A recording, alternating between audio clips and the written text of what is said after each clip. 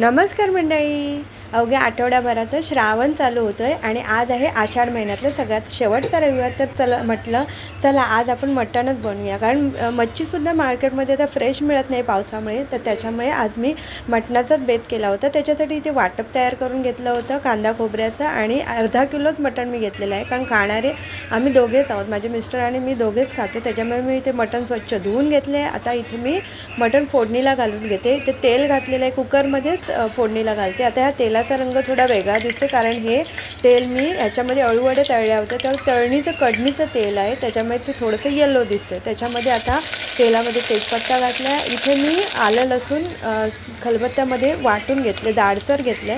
त्याची पेस्ट केलेली नाही, कारण तसं केल्यामुळे सुद्धा खूप छान चव येते या वाटणाला. त्याच्यामध्ये एक कांदा चिरून घातलेला आहे. आता हळद घातले, तिखट मसाला घातला, 1 चमचाभर मसाला मी पूर्ण घातलेला होता. तिखट मसाला इथे अर्धा चमचा, असे 2 चमचे मी घातलेले होते. त्याच्यानंतर जो आपला रेडीमेड मटण मसाला मिळतो 10 रुपयाचं पॅकेट, ते पूर्ण घातलेलं आहे. आता मटण म्हटलं तर ते थोडंसं झणझणीतच व्हायला पाहिजे. त्याच्यासाठी थोडंसं तिखट मटण मच्छीमध्ये तिखटाचं प्रमाण थोडंसं जास्त घातलं तर ते चवीलासुद्धा खूप छान लागतं.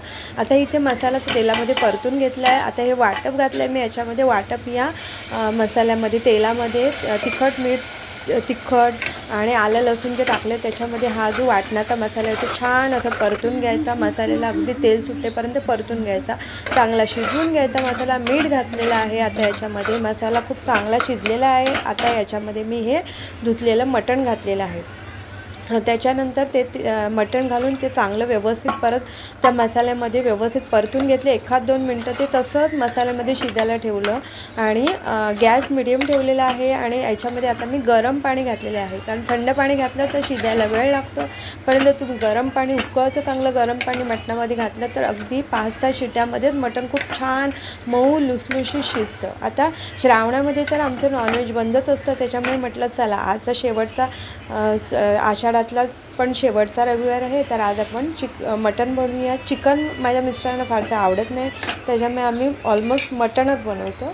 तर इथे मी आता हे गरम पाणी घातले आहे आणि ह्याचा रस्सा मी थोडा पातळ ठेवलेला आहे, कारण का आम्हाला ते जसं सूपसारखं थोडंसं प्यायलासुद्धा आवडतं. ते बघा 6 शिट्ट्यामध्ये आपलं मऊ लुसलुशीत अगदी मटण शिजलेलं आहे. आता यातलं थोडंसं मटण मी तव्यावरती फ्राय करणार आहे, कारण मी नेहमी पण असंच मटण तव्यावरती फ्राय करते. हे ऑलरेडी शिजलेलं असतं आणि ह्याच्यातलं जे वाटप असतं त्याच्यामुळे ते जेव्हा आपण तव्यावरती फ्राय करतो तर ते वाटपामध्ये मसाला जो असतो कांदा खोबऱ्याचा त्याच्यामध्ये ते मटण अजून खूप त्याला चांगली चव येते.